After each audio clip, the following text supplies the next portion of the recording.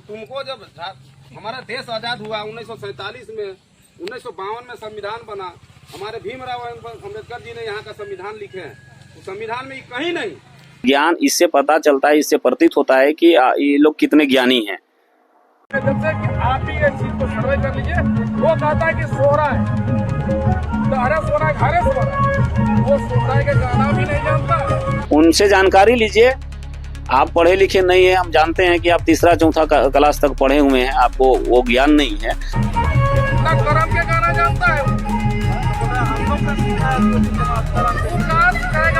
उसको तो धांगर हम लोग रखे थे, उसको तो धांगर रखे थे।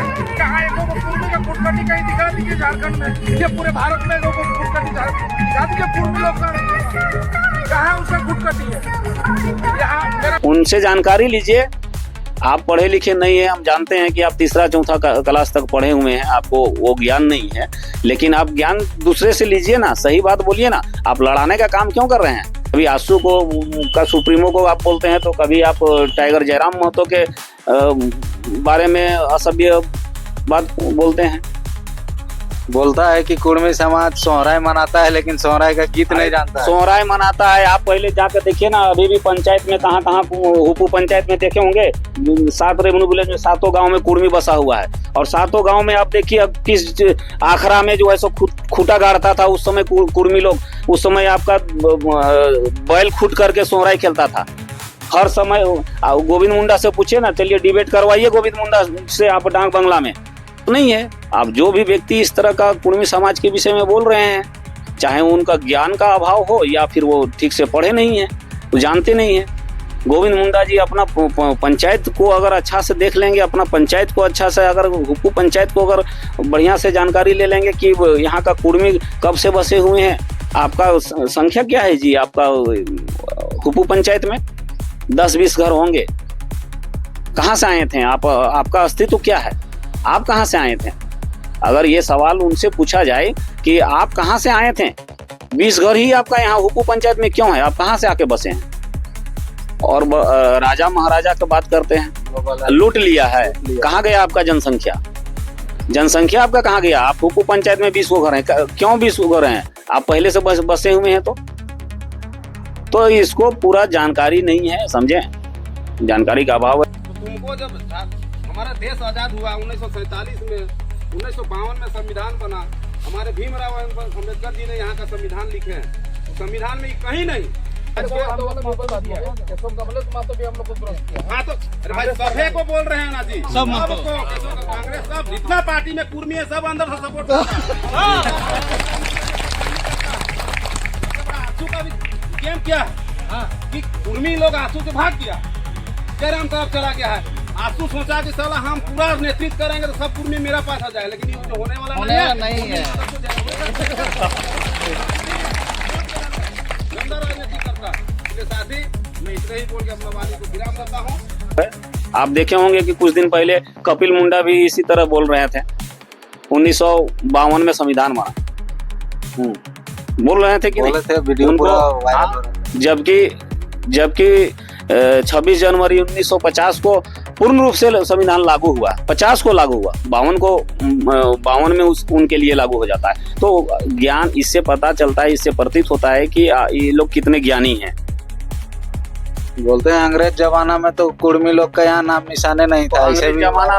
अंग्रेज जमाना में इतना कुर्मी समुदाय जो अभी 40,000 गाँव है, 40,000 गाँव को बसा दिया अंग्रेज ला करके। बेवकूफ वाला बात बोलते हैं आप। अफीम की खेती करने के लिए अफीम की खेती करने के लिए आए थे, जानकारी नहीं है उनको, इस तरह का बात बोलते हैं। इतना जनसंख्या कहाँ से बढ़ा?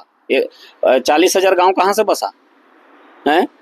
आप इस क्षेत्र जो अभी जिस राजा का बात बोल रहे हैं कि राजा महाराजा का आप बात करते हैं, राजा महाराजा इस क्षेत्र में आपको ये जंगल था। आपको पता है ये जो NH-23 सड़क है ना, ये कच्चिया रास्ता था। उस समय आप स्थिति आप सोच सकते हैं कि आपका खोखा का स्थिति क्या होगा, इस क्षेत्र का स्थिति क्या होगा। सब जंगल था, कुर्मी लोग यहाँ पे बसे और कुर्मी लोग खेत बनाए। मेरा खुद का दादाजी जो है सो 4 खेत बनाए। हमारा वंशज, उनका 5 पीढ़ी का नाम बताएंगे वो कब से बसे हुए हैं? कैसे नहीं बताएंगे? मेरा पिताजी का नाम महल महतो, उनका पिताजी का नाम दिलू महतो, उनका पिताजी का नाम चमरू महतो, उनका पिताजी का नाम शंभू महतो। आप कितना पीढ़ी तक जाइएगा जी? आप 20 घर यहाँ पे हैं और कहाँ से आके बसे हैं? आप पहले अपना अस्तित्व को टटोलिए कि आप कहाँ से बसे हुए हैं। इस तरह का आप यहाँ के आदिवासी समाज में जितने भी पढ़े लिखे शिक्षित हैं, टीचर लोग हैं, उन लोग से कम पूछिए, तो उनसे जानकारी लीजिए।